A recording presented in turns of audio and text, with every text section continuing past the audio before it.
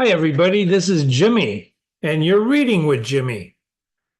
We're reading the Meditations of the Emperor Marcus Aurelius Antonius, and this is number 7, part 2. This is number 7. We're starting with meditation number 46. We've read the first 45, and I wanted to clarify something before going on. Marcus had written in the first part of number 7, there is nothing new. All things are both familiar and short-lived. And Jimmy said he thought that was from the Book of Solomon. Jimmy was wrong. It's from the Book of Ecclesiastes, and I'm surprised I forgot that. What has been will be again. What has been done will be done again. There is nothing new under the sun. That's a theme that is a reoccurring theme throughout classical literature, not just with Marcus, but from Ecclesiastes. And that was chapter 1, verse 9. There is nothing new under the sun. So let's get going. Number 46 from Meditation 7, Marcus Aurelius. But, my good friend, reflect whether that which is noble and good is not something different from saving and being saved. For as to a man living such or such a time, at least one who is really a man, consider if this is not a thing to be dismissed from the thoughts, and there must be no love of life. But as to these matters, a man must entrust to the deity and believe what the women say, that no man can escape his destiny. The next inquiry being how we may best live the time that he has to live. So I'm putting notes in the margin, how best to lead your life. This may bear rereading, but we're not going to do that now, but it's important. Some of the things to remember: no man can escape his destiny. That's a concept, again, like Ecclesiastes, that's a recurring theme in classical literature. Number 47. Look around at the courses of the stars, as if thou wert going along with them, and constantly consider the changes of the elements into one another, for such thoughts purge away the filth of the terrene life. Jimmy wrote change here. So he's saying look around at everything and things change. And as you think about have you ever looked at the night sky? I mean, without the lights of the city or a town interfering with what you're seeing? One of the most amazing sights you'll ever see. Generally, if you're camping in the country, far away from cities, and you look up at the night sky, it's just overwhelming. And I think when he was fighting, there were no big cities. Don't forget, there may have been fires burning, but this is way, way, way back when, right? So he's saying, look around the course of stars like you were going along with them. Number 48. This is a fine saying of Plato, that he who is discoursing about men should look also at earthly things as if he viewed them from some higher place, should look at them in their assemblies, armies, agricultural laborers, marriages, treaties, births, deaths, noise of the courts of justice, desert places, various nations of barbarians, feasts, lamentations, markets, a mixture of all things, and an orderly combination of contraries. Jimmy should have marked that. Did you ever hear the expression, let's take a 30,000-foot level? Look at everything from a 30,000-foot level. That's a business expression sometimes. Let's take a 30,000-foot level view. That means rising above the din, right? Getting really, really, really high up and looking down. And he got this from Plato. right? And then George Long gives us the footnote of what passage that came from, right? But he also puts in some Greek. And don't forget, we're going to read, if we haven't read already on this website, we're going to read Plato. And Marcus Aurelius read Plato. He was very well read.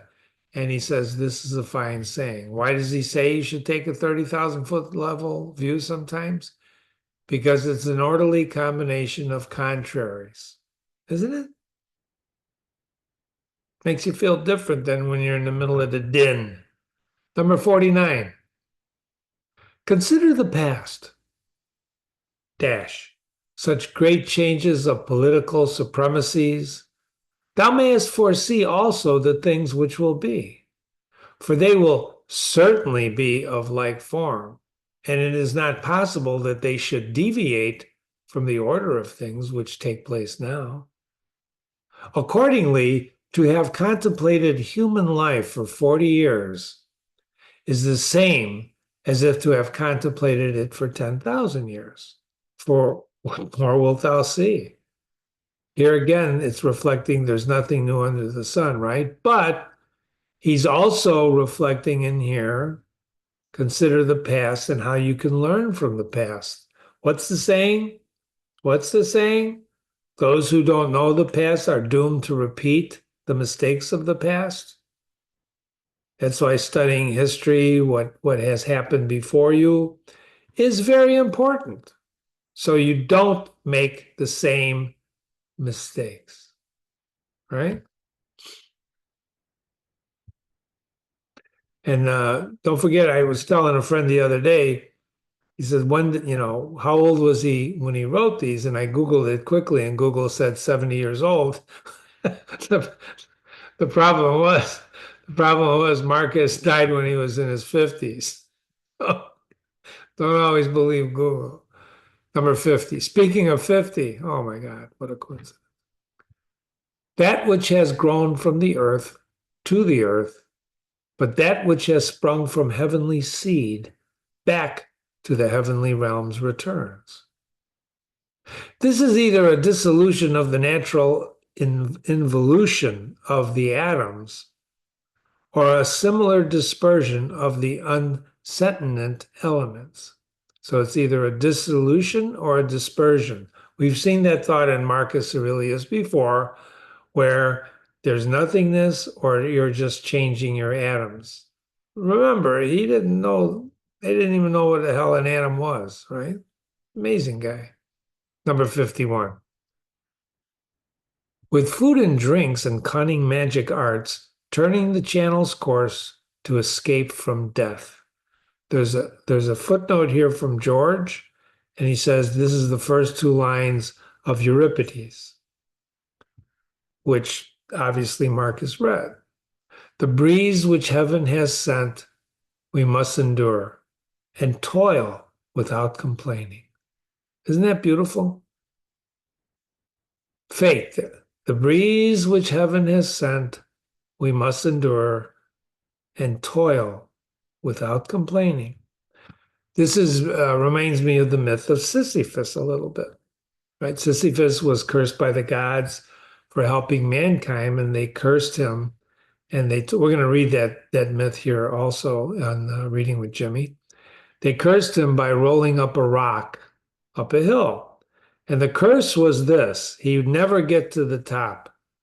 Just when he got to the top, the rock would roll back down, and Sisyphus would have to go back down and start rolling it up. The existentialists in the turn of the century used this myth to describe the absurdity of life. So, life sometimes seems absurd, doesn't it? You roll a rock up, you never get to the top, rolls back down, you got to roll it up and roll it down, roll it up, roll it down.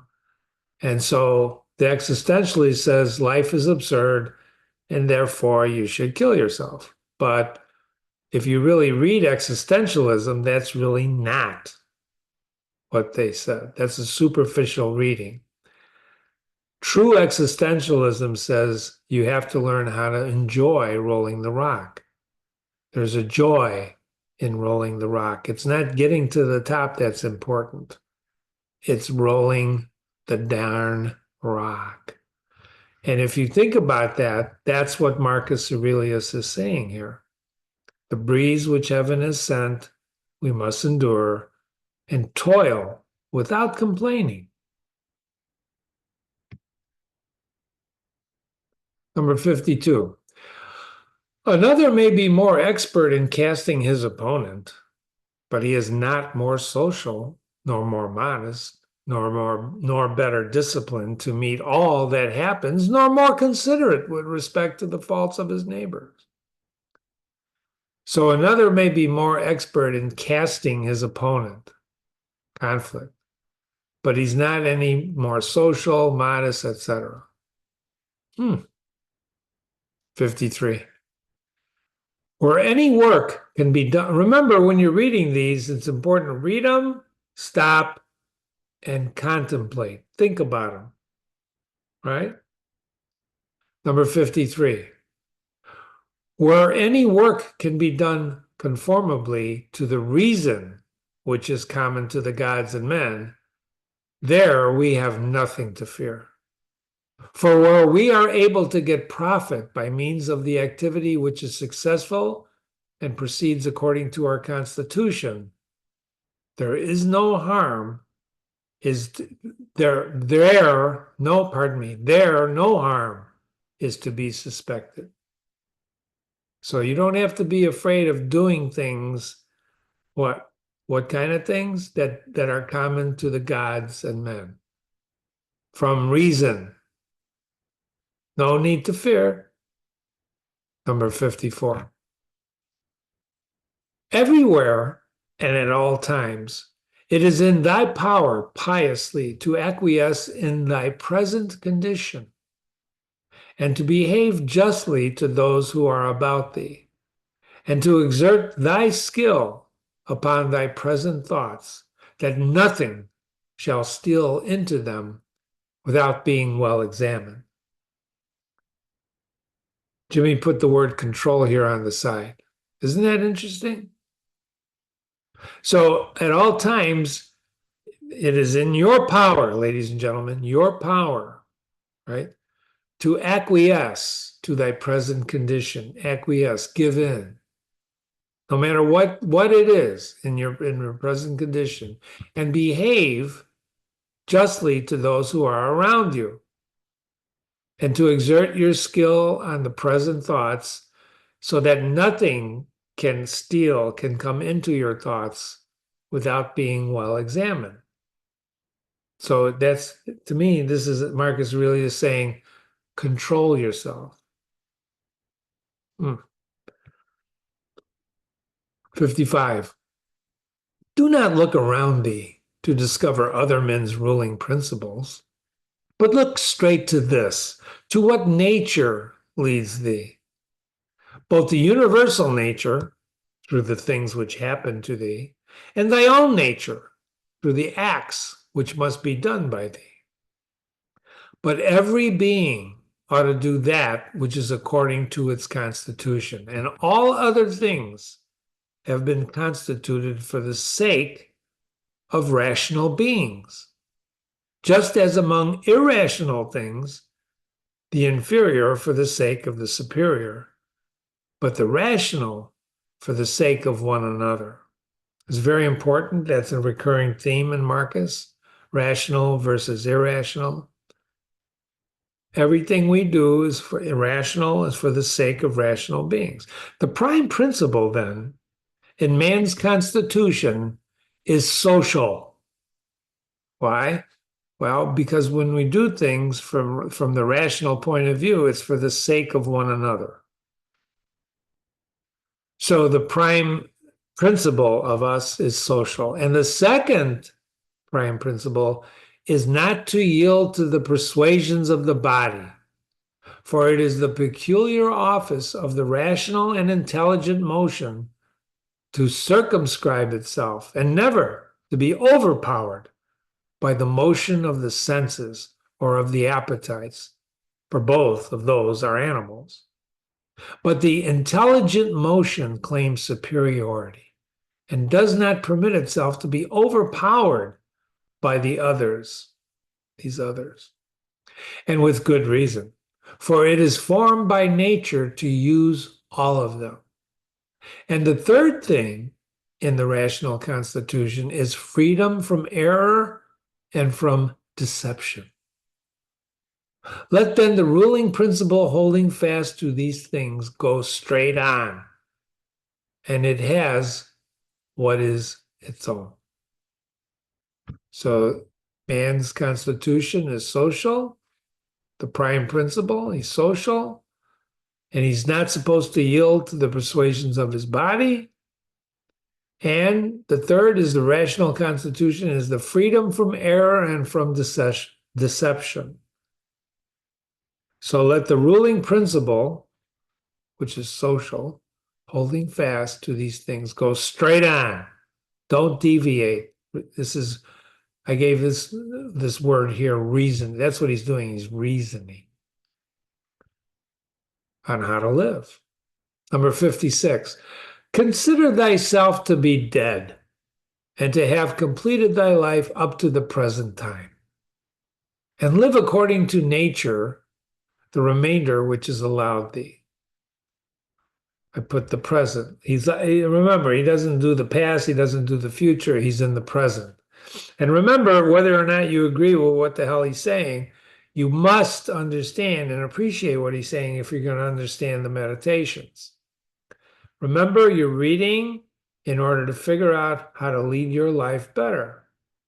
Not that they're saying you should do this, but these are examples of Marcus talking to himself or to whomever, but it's really himself, introspection, and we're overhearing what he tells himself.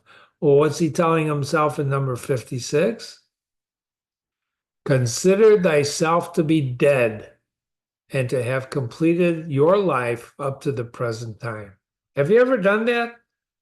I'm dead. It's hard to do, right? Because you're still alive. But then live according to nature, the remainder which is allowed thee. You know, we have New Year's resolutions, right? Every New Year, oh, I'm going to do some New Year's resolutions. Last year is dead.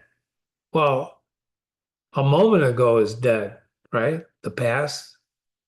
When we start, the past is the past. When we started reading together on this meditation number 7, it's already, everything we've read is in the past. And we're starting new. Every moment you're starting new. 57. Love that only which happens to thee and is spun with the thread of thy destiny. For what is more suitable?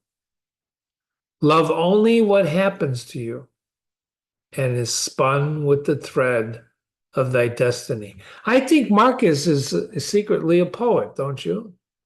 The thread of thy destiny. Or you don't believe in destiny. You don't believe you're destined for greatness or for not greatness. Do you believe in destiny?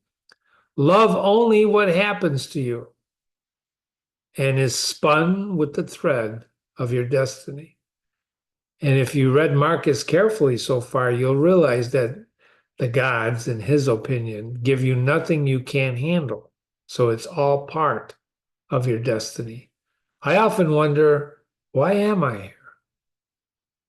And I concluded one of the reasons I'm here is to read to you. 58. In everything which happens, keep before your eyes those to whom the same things happened, and how they were vexed. There's that word again, vexed, angry, and treated them as strange things. And they found fault with them. And now where are they?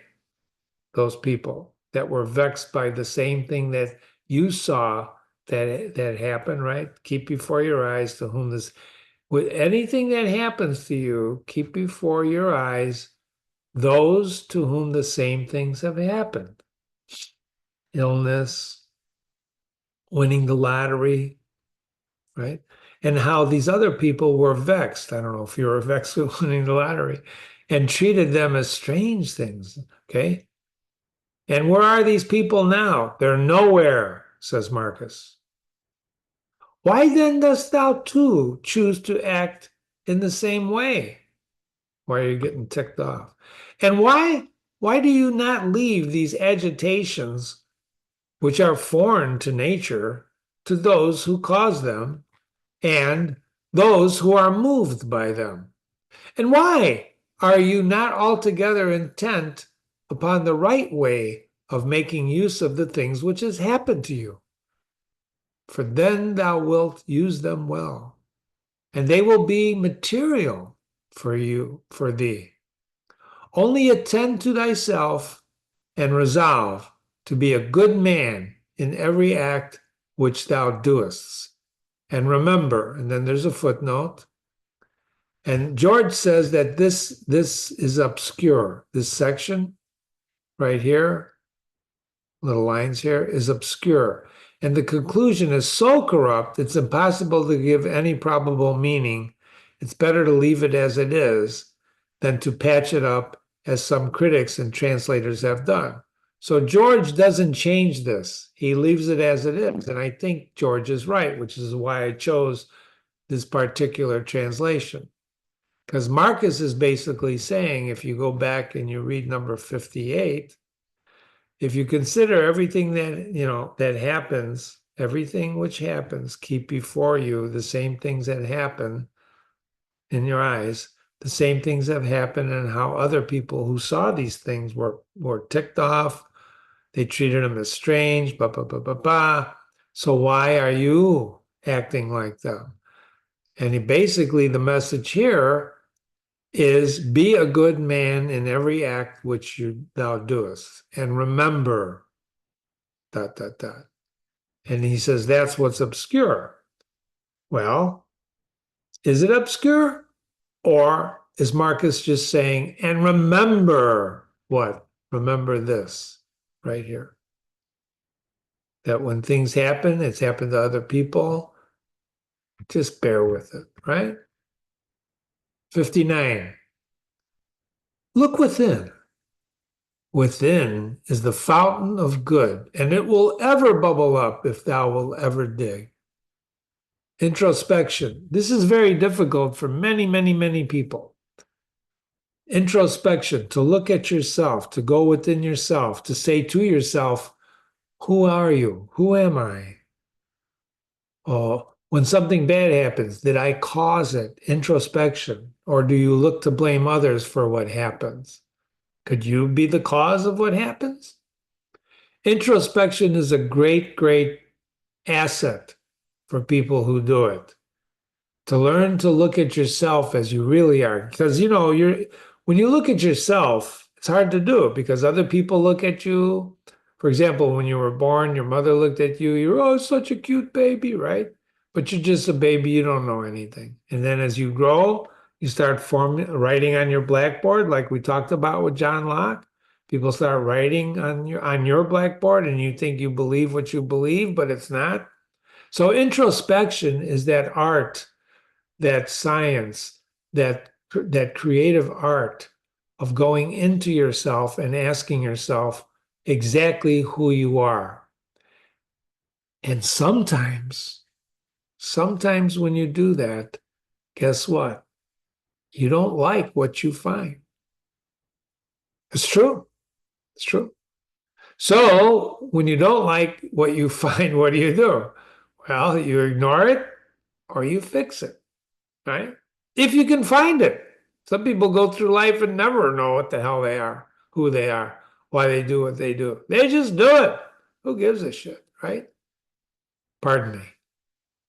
That's not the journey that Marcus Aurelius is taking us on. He's not taking us down that journey of, well, let's just have fun. That's not what he's doing. He's a deep, deep thinker. And he's not for everybody. I know there are several people, because they've emailed me, who have started reading Marcus Aurelius with Jimmy and just bowed out. And that's okay. That's okay. You should bow out because you have to be ready for somebody like this. You have to be ready for any of the classics on Jimmy. Well, Jimmy, what about Alice in Wonderland? It seems pretty simple. Well, it is until you read it with Jimmy. And then you find out it's not so simple, right? Lewis Carroll was a mathematician. That's his pen name. He was a mathematician. It's full of insight and introspection and observations and science and mathematics and humanness. The story of Alice. I digress. Number 60. The body ought to be compact and to show no irregularity either in motion or attitude. For what the mind shows in the face of maintaining in it the expression of intelligence and propriety, that ought to be required also in the whole body. But all things should be observed without affectation. You know what affectation is? It's one of Jimmy's favorite words. Favorite words. Affected. Look it up. Affectation. It means pretending to be something you're not. You're affected, right? Appearances. And that's what Marcus is talking about here. Appearances. All things should be observed without affectation. In other words, try to see them as they are. 61. The art of life is more like a wrestler's art than the dancer's in this respect, that it should stand ready and firm to meet onsets which are sudden and unexpected. This is one of the most important observations that Marcus ever made, right? I wanted to call your attention to that. Alexander the Great was a great guy, actually. He conquered most of the world, and he had a simple philosophy: anticipate, react, adapt. This was his strategy: anticipate, react, adapt. Number 61, the art of life is more like a wrestler's art than a dancer's. In this respect, it should stand ready, life, it, that's the pronoun, life should stand ready and firm to meet the onsets, which are sudden and unexpected. If you adapt this strategy to anticipate, react, and adapt, you are ready to meet the onsets of life, which are many. Who the hell knows what's going to come around the corner? When I ran my business, when I first started it, until today, I tell people that work for me, you never know what's going to come around the corner. You just don't. That's true not only in business, but that's true in life. So what can you do if you don't know what's going to come around the corner? That's why Marcus is saying it's more like a wrestler, not a dancer. A dancer is beautiful moves, right? No less strength is shown in a dancer. If you ever saw a professional dancer, they're no less athletic than a wrestler. But a wrestler is different than a dancer, isn't it? Look at what's the strategy of a wrestler: to be on guard all the time, ready and firm. Dancer is just there to dance, express yourself. Well, a dancer can fall, Jimmy. That's unexpected. Yes, he can. Yes, she can. But that's not what we're talking about. The art of life. I'm tempted to write an essay, The Art of Life. Can you write me an essay? Jimmy at readingwithjimmy.com. Jimmy at readingwithjimmy.com. What is the art of life? 62. Constantly observe those whose approbation thou wishest to have, and what ruling principles that they possess. Look for mentors, right? Is that what he's saying? For then thou wilt neither blame those who offend involuntarily, nor wilt thou want their approbation. And if thou lookest to the sources of their opinions and appetites. So look at people that you wish to be like. For then you won't blame those who offend you involuntarily, nor will you want their approbation if thou lookest to the sources of their opinions and appetites. Don't make judgments. Judgments. 63. Every soul, the philosopher says, is involuntarily deprived of truth. Consequently, in the same way, the soul, is deprived of justice, temperance, benevolence, and everything of the kind. It is most necessary to bear this constantly in mind, for thus thou wilt be more gentle toward all. Isn't that beautiful? Every soul is deprived of truth, says the philosopher. Which philosopher is that? Can you guess? It's one of the ones he read. You can never know the truth. So therefore, right, it is deprived. So there, if you can't know the truth, you can't know justice, you can't know temperance, you can't know benevolence, and everything of the kind. It is most necessary to bear this constantly in mind, because then you're going to be more gentle toward everybody. Isn't that it? Isn't that beautiful point of view? You believe that, I believe this. We'll never know which is true, so let's just be more gentle towards each other. Isn't that a beautiful thought? Ah, it's impossible, Jimmy. Maybe. 64. In every pain, let this thought be present, that there is no dishonor in it, nor does it make the governing intelligence worse. For it, pain, does not damage the intelligence, either so far as the intelligence is rational or so far as it is social. Indeed, in the case of most pains, let this remark of Epicurus aid thee. Epicurus is a philosopher, that pain is neither intolerable nor everlasting. And if thou bearest in mind that it has its limits, and if thou addest nothing to it in imagination, and remember this too, that we do not perceive that many things which are disagreeable to us are the same as pain, such as excessive drowsiness, and that being scorched by heat, and having no appetite. And when thou art discontented about any of these things, say to thyself that thou art yielding to pain. And that's going to stop there for a minute, and we're going to go back. He talked about pain before, which is very interesting. And he's basically saying there's no dishonor in pain. Don't forget, he's fighting barbarians, lots of blood, wound, right? It doesn't make the governing intelligence, which is very important, your rational mind, worse. For it doesn't damage your intelligence, does it? In the case of most pains, let Epicurus remark, pain is neither intolerable nor everlasting, if you bear in mind that it has limits, and if thou adds nothing to it in imagination, you don't make it worse than it is.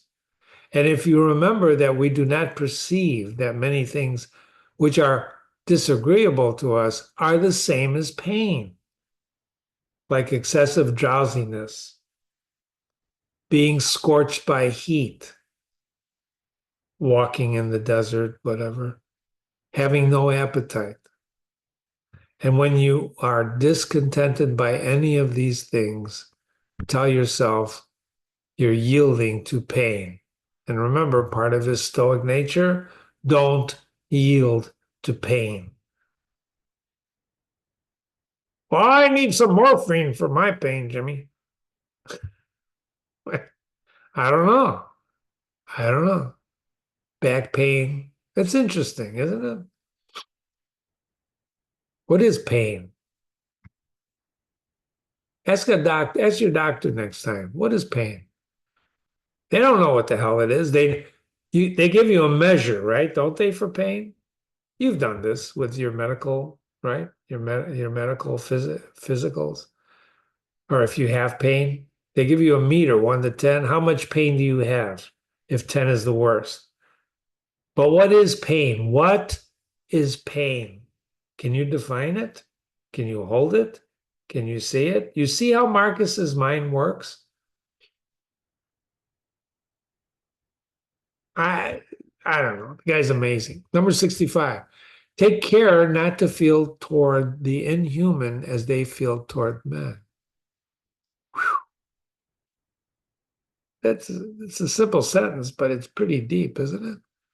Take care that you don't feel towards the inhuman as they feel toward men. Now, he's got a footnote here, and he says this other guy, this Gallagher, that's one of the translators, instead of this, he reads this. He puts a different word in there. That's what he's just giving you another perspective. Forget what the footnote says. Take care that you don't feel toward the inhuman like the inhuman feel toward men. How do inhuman? Are you inhuman? What does that mean? What's an inhuman? What is inhuman? I thought we're all humans. What's inhuman? Well, a lion. Do they feel anything toward men? Well, they want to eat us, right? Pardon me, I sipped some coffee. Number 66. How do we know if Tellius was not superior in character to Socrates? There's a little note up here I wrote for you. He's another philosopher.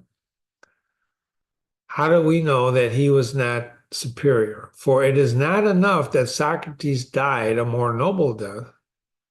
And just, now, see, you're going to stop there and say, well, Jimmy, I don't know who Socrates is. Well, you should read Jimmy. Jimmy's going to read Plato. He's a great philosopher. He started it all. He's one of the starters, Socrates. Great, great, great dialogues. For it is not enough that Socrates died. They actually killed him. It is not enough that Socrates died a more noble death and disputed more skillfully with the sophists. These are people who just argue for argument's sake, and passed the night in the cold with more endurance, and that when he was bid to arrest Leon of Salamis, he considered it more noble to refuse to arrest him, and that he walked in a swaggering way in the streets. There's another note down here. Though, as to this fact, one may have great doubts if it was true. But we ought to inquire what kind of soul it was that Socrates possessed. And if he was able to be content with being just toward men and pious toward the gods, neither idly vexed on account of men's villainy, nor yet making himself a slave to any of man's ignorance, nor receiving as strange anything that fell in his share out of the universe, he writes a long sentence here, nor enduring as it was intolerable, nor allowing his understanding to sympathize with the effects of the miserable flesh. Would you say that Marcus Aurelius admires Socrates or not? I think he admires him. And you have to read about Socrates a little bit if you're going to understand this, because he's talking. How do we know if this guy wasn't superior to Socrates? Well, he's saying you got to understand what Socrates was. Plato wrote about Socrates, the dialogues of Socrates, and they actually killed him because they didn't like the way he was teaching the young people. We're going to get into that when we study Socrates. Okay. 67. Nature has not mingled with the composition of the body, as not to have allowed thee the power of circumscribing thyself and of bringing under subjection to thyself all that is thy own. For it is very possible to be a divine man and to be recognized as such by no one. Always bear this in mind. And another thing, too, that very little indeed is necessary for living a happy life. And because thou hast despaired of becoming a dialectician and skilled in the knowledge of nature, do not for this reason renounce the hope of being both free and modest and social and obedient to God. Jimmy put ambition here, and you can read it again, but he's basically saying nature hasn't mingled the composition of the body, so you don't have the power. In other words, you have the power of circumscribing yourself and bringing under subjugation, subjecting yourself, all that is thy own. In other words, you're in control. It's very possible to be a divine man, be recognized as such by no one. In other words, we all lead lives of quiet desperation. I forgot who said that. All men lead lives of quiet desperation. Jimmy will look that up for you. Think about this. Think about this. You have ambition, but you could lead your life and be great and good and not recognized by anybody. So he's telling he's talking to himself. Always bear this in mind, Marcus. He's talking to himself, right? Another thing, too, that very little is necessary for living a happy life. You're not a dialectician. You're skilled in, you're not skilled in the knowledge of nature. And do not for this reason renounce the hope of being free, modest, and social and obedient to God. You don't have to become, this great eye surgeon, right? You don't have to become great. You can be free, modest, social, and obedient to God. In other words, we all can do these things and be happy. Can you be happy doing what you're doing? What is happiness? Come on, Jimmy at readingwithjimmy.com, number 68. It is in thy power to live free from all compulsion in the greatest tranquility of mind.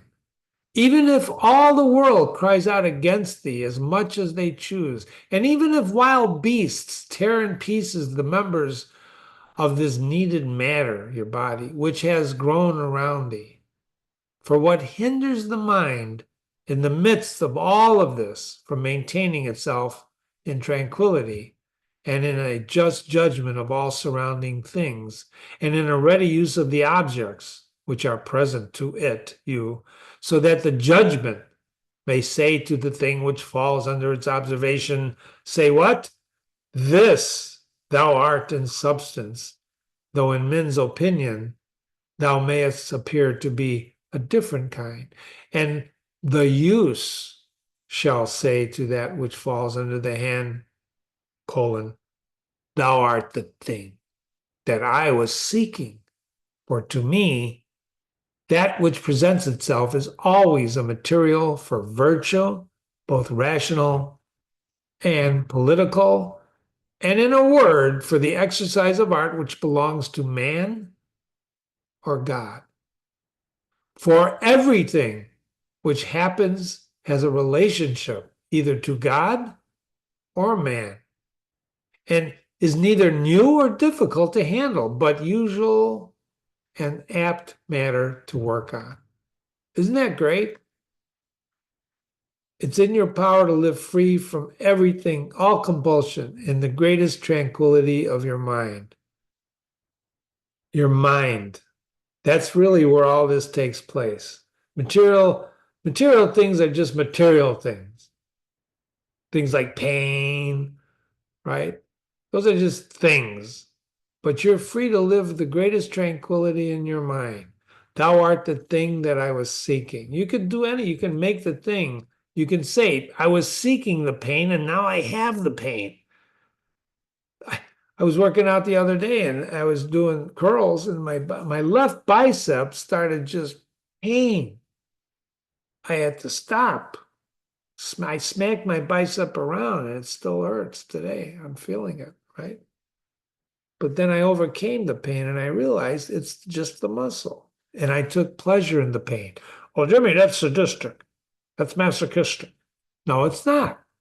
It's understanding pain. It's not letting the pain control you. You control the pain, right? Everything which happens has a relationship. Well, Jimmy, I thought Marcus believed in gods, plural. Gods, plural. What's this capital G? God, God. What is it? What do you think it is, ladies and gentlemen? What do you think this is? You think he suddenly, lost sight of all the other gods? Or is he using this in the universal sense? Number 69. The perfection of moral character consists in this, in passing every day as the last, and in being neither violently excited, nor torpid, nor playing the hypocrite. I got to read that again. I want you to think about this because there's a lot of discussions about morality in classic literature. You have a lot of discussions of morality perhaps in your life. Perhaps you don't. Perhaps you never thought about morality. What is morality? Well, it's good and evil, right? The perfection of a moral character, says Marcus Aurelius, consists in this, in passing every day like it's your last, and in being neither violently excited nor torpid, nor playing the hypocrite.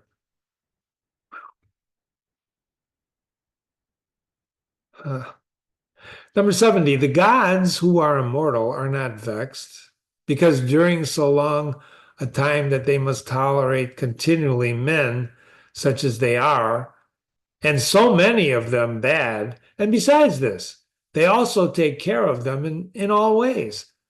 But thou, who art destined to end so soon, art thou wearied of enduring the bad? And this too, when thou art one of them? I'm amazed at this guy. This is introspection, right? He talks about the gods. They're not angry because, they've tolerated men who can be so bad, right? And besides, they do take care of the men in many ways, men meaning universal men and women. But then he says, but thou, meaning himself, who are destined to end soon, you're going to die. Art thou wearied of enduring the bad? So you're just tired of enduring bad people. And this too when you're one of them. If you do introspection and suddenly, I remember many, starting keeping a journal, I used to hate my father. Look, oh my God, he was the perfect example of what I didn't want to be. It was different. It was different. Some people love their fathers. I didn't like my father. He was a drunk, gambler, right? It's a long story and I don't want to get into it. But as I wrote about it, I would say in my journal, "Oh, I hate this guy." Then next day I'd get up and say, how did I really? Do I really believe that? Eventually, one of the things I concluded, this is kind of like a confession. I said, I never want to be like him. And one day I woke up and looked in the mirror and I was exactly like him. I had become my father. Oh, that was an awakening, ladies and gentlemen. Awakening. Jimmy, does that mean you hated yourself?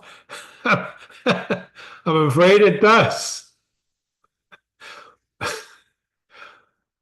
Jimmy, you sound like a schizophrenic. No, no, no, no. I'm just saying there are qualities of people in you, in me, that come from our parents, right? I wrote a psychological autobiography in college. That was one of our courses in education, to write a psychological autobiography. And what that means is you're trying to figure out how you got to be who you are through the influences of your life. It's an autobiography. And my professor at the time, when I finished it, basically I got an A in the course because he couldn't believe that I traced these things in me so accurately, but B, that I admitted them. It's tough to admit. It's tough to admit. Just Ask any addict if they're, my dad was an alcoholic, and I still remember when he fell off the wagon. And I said, so this controls you or you control it? He says, no, no, no, this controls me, Jimmy. I take one drink, I'm done. And I didn't know what he meant until I myself realized that gene, that alcoholic gene, is in me. And it took quite a while for me to realize it. But once I realized it, it no longer controlled me. So I understand Marcus, and it's hard when you do your introspection, isn't it? It's like smoking. I was a smoker. I haven't smoked in 40 years. I quit cold turkey. Those are habits. Introspection is very important. Number 71. I got carried away. Sorry. But I'm giving you examples of how to read this guy and apply it to your own lives, your own rich lives, your beautiful lives. 71. It's a ridiculous thing for a man not to fly from his own badness, which is indeed possible, but to fly from other men's badness, which is impossible. Isn't that interesting? We were just talking about badness. 72. Whatever the rational and political faculty finds to be neither intelligent nor social, it properly judges to be inferior to itself. This is judgment. So whatever the rational or political faculty, whatever you're thinking, finds neither intelligent or social, it judges to be inferior. It's inferior. Why? Because all men are social. We are meant to be social, and we have intelligence. So if you're not intelligent, you're inferior. Well, that's a hard claim, Jimmy, because not everybody goes to college. Ladies and gentlemen, intelligence has nothing to do with going to college. It has nothing to do with going to college. Well, what does it have to do with, Jimmy? Well, that's for you to figure out, isn't it? Isn't it? Number 73, when thou hast done a good act and another has received it, why do you still look for a third thing besides these, as fools do, either to have the reputation of having done a good act or to obtain a return? Isn't that the truth? So when you do a good deed, right? When you do a good deed, why do you look for, you did a good deed, Jimmy? Just do the deed. Do the deed, right? Don't look for accolades, right? Some of the best deeds that are good are done quietly, right? Without fanfare, not for ostentation or affectation. Don't do good so that people think I want people to think I'm good, so I'm going to do good. Just do good. Just do good. 74. No man is tired of receiving what is useful. But is it useful to act according to nature? But it is useful to act according to nature. Do not then be tired of receiving what is useful by doing it to others. No man is tired of receiving what is useful, right? But it is useful to act according to nature. So don't be tired of receiving what is useful by doing it to others. Help others. Usefulness. Number 75, the nature of all moved to make the universe. The nature of the all moved to make the universe. One of the most important sentences you'll read in George Long's translations, because suddenly, you see the capital A in all? Suddenly, gods have been transformed to the all. The nature of the all moved to make the universe. But now, either everything that takes place comes by way of consequence, or or even the chief things toward which the ruling power of the universe directs its own movements are governed by no rational principle.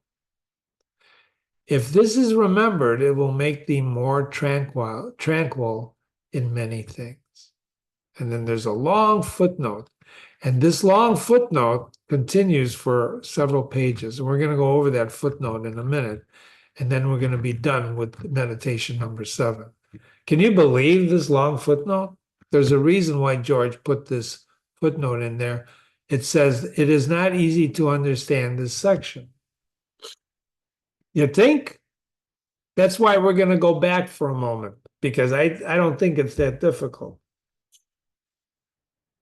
Because the subject is tranquility, to be more tranquil. What is tranquility? Peacefulness, happy, right?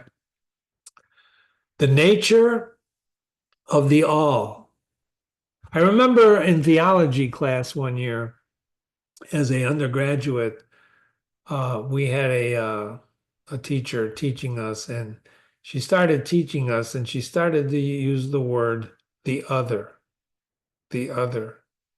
And she started talking and totally lost most of my buddies that were in class with me. But I found it fascinating to try and understand what the hell she was talking about when she kept talking about the other. The other.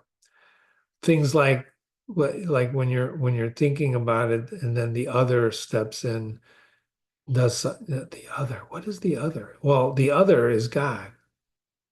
God. Because it was a theology class. Then she steered us on to a Martin Buber work, I and Thou, which is an interesting book to read. In any case, Marcus Aurelius, the nature of the all moved to make the universe. I don't know. Maybe we should read the Bible one day, right? The book of Genesis, the book, all the books, because those are actually good stories. They're very, very, very good stories. But Marcus is saying that the all moved to make the universe. Think about this.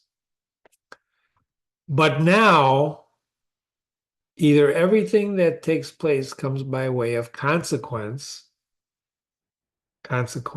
truth or consequences, consequence, or, and George put the parentheses here, right? He put those brackets, not parentheses, sorry, brackets, because he's saying consequence or continuity. He's suggesting that this could be continuity, or even the chief things towards which the ruling power of the universe directs its own movements are governed by no rational principle. Chaos theory. We're going to get into physics one day. If this is remembered, if you just think about this, because now everything takes place by way of consequence, or the ruling power directs its own movements with no rational principle, it's either orderly or it's not orderly. Orderly or not orderly. And then Marcus simply says, if you remember this, it will make thee more tranquil in many things. I think he's got a point. So either it's orderly or not orderly, right? And if you study mathematics and physics and all that stuff, you find out that that's actually true. We'll talk about that one day. Let's read the footnote. It has been suggested there are some error. Some error in one of the words. Some of the translators have made nothing of the passage, and they have somewhat perverted the words. The first proposition is that the universe was made by some sufficient power. Okay, that's the proposition. A beginning of the universe is assumed in a power which framed an order. God, the all. The next question is, how are things produced now? Or in other words, by what power do forms appear continuous succession? In other words, what's going on now? The answer, according to Antonius, Marcus Aurelius, George Long never calls him Marcus Aurelius. He never calls him Marcus Aurelius. He calls him by, I guess it's his surname, Antonius. So the answer, George says, it is by virtue of the original constitution of things that all change and succession have been affected and are affected. And it is intelligible in a sense, if we admit that that the universe is always one and you can read this as much as one and the same, the man is one and the same, blah blah blah blah, blah which he believes. Blah, blah, blah, blah, blah, blah. There is no real discontinuity then in the universe, and if we say that there was an order framed in the beginning and that the things are now produced as and this all makes sense for what we just analyzed ourselves, doesn't it? That the all moved to make the universe, and now things either move in an orderly fashion or without a rational principle. And if you just keep that thought in mind, you're going to be happier and not worry about why things happen, because it's either one or the other. Let's continue. I'm not going to read all this. I'll leave it up here and you can pause the recording and read it for yourself. But I do want to call attention to some of the highlighted areas. What we call time is an idea derived from our notion of a succession of things or events, an idea which is a part of our constitution, but not an idea which we can suppose to belong to an infinite intelligence and power. I don't know if that's true, but certainly I understand the concept of time. Do you? There's no such thing as time, except in an order, you need events in order to calculate time. You understand that, right? You understand that? That time is an arbitrary measurement that we all agree on, 24 hours in a day based on the Earth's rotation, right? You understand that, right? That the concept of time, T-I-M-E, doesn't really exist. That's just arbitrary. The conclusion is that the present and the past and the production of present things in the supposed original order, out of which we say that the present things now come, are one. And Marcus always talks about the present, the past, the future to live in the present. And that's what time is our, is it before? Is it now? Or is it soon? Don't you love the English language? He speaks elsewhere in inferior and superior things of the inferior being for the use of the superior and of rational beings. This is true. Superior beings use inferior beings. That's why they're superior. Well, Jimmy, what happened to all men are created equal? Well, think about that. We're not all equal. We're different sizes, right? We have different eye color, different sizes, different heads. Well, that's not what they mean, Jimmy. They're talking about the intelligence. Well, we're different. We're not all smart. So what does inferior and superior means? So that's the beauty of Marcus Aurelius. He's saying we are all rational. If you're rational, you're a superior being. If you're irrational, you're an inferior being, right? Superior beings, right, have it over inferior beings. What's an inferior being? Well, it's somebody that doesn't think, that's not intelligent, that's stupid. Well, Jimmy, now, what are you saying? There's no such thing as stupid. Well, look around. Sorry. Look around you, for heaven's sakes. Of course they're stupid, right?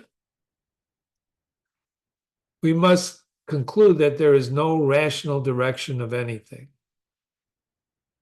This is one of the things. There's no rational direction. That's what we said here. Remember? It's either rational or not. It's chaos. Marcus is not telling us what to conclude. This is where George gets lost, I think, sometimes, or any translator of Marcus Aurelius, which is why I like George, because he gives you this, and then he gives you all these other words to say, and Jimmy's saying that all I believe Marcus Aurelius is saying here is that God created. I'm an atheist. I don't believe. Well, something happened to create the universe, right? Right? Something happened to make the universe, And it's either rational, right? It's orderly, or it's not. And, it doesn't really matter what, but if you remember that it's orderly or not, you're going to be a lot more happier. I think he's right. I think he's right. That's what tranquility is, right? Well, Jimmy, I gotta know if it's orderly or chaos. I gotta know. Well, good luck. Then study mathematics and you'll find out. So, well, give you an example. People used to believe that the earth was the center of the universe, that everything revolved around the earth. And then came Galileo and Copernicus and proved we actually go around the sun. And that hurt our ego something terrific, didn't it? It just killed us because here we are all along believing we are the center of the damn universe. And along comes a scientist, Copernicus, Galileo, and say, no, no, no, no, no. We're whipping around the sun. We go around the sun. Not, we're just a speck. Holy Christ. Boy, that just devastated us, right? Right? Am I right? So, tranquility, what is tranquility? Well, you start moving away and start realizing reality. You start realizing that it really doesn't matter. People believed the earth was flat. You cannot believe the earth was round unless you take a leap of faith. There's no way unless you read something or you go up in a rocket ship. And most of us don't have the pleasure of going up in a rocket. What about the pictures I see from space from satellites? Well, there it is. If you believe those pictures are real, you can conclude that the earth is round. But if you're sitting like I'm sitting right now, talking to you, or standing, or driving in your car, listening to me, there's no way you can conclude that the earth is round. Well, Jimmy, isn't it true if I start in one place and keep going in a straight, keep going straight, I'll end up in the same place? This is true, but you're going to have to go back. You can't just drive your car straight. You're going to end up in the ocean, right? So I'm just saying, it's like the sun. Does the sun move around the earth or the earth moves around the sun? Well, we know that the earth goes around the sun. What the hell are you talking about? Well, do you really? Jimmy Marcus is saying, I'm telling you, Marcus says it doesn't matter. What matters is you know that anything is possible and you're going to be a lot more happier. If there is no error in the passage, it is worth the labor to discover the writer's exact meaning. Go back, read this long footnote, read that passage again. For I think that he had a meaning, though people may not agree what it was. That's fine. You see how beautiful George is? If I have rightly explained the emperor's meaning in this and other passages, he has touched the solution to a great question. And now you know why I love George Long's translation, because that's exactly what Marcus Aurelius did. Exactly what he did. You've been reading with Jimmy. This is Jimmy. Thank you so much for spending time with me. We've been reading Marcus Aurelius. This is meditation number 7, part 2 of 2 parts for meditation 7. We're going to go on to meditation 8 next time. Be sure to visit and read other classics as well with Jimmy on this website, including Guy de Maupassant's The Horla. It's a great story, great story. Remember, if you have any questions, email me, jimmy@readingwithjimmy.com, jimmy@readingwithjimmy.com. And remember, tranquility is the key. And just relax, right? We're not going to live for 10,000 years. Thank you, Marcus Aurelius. Have a great day.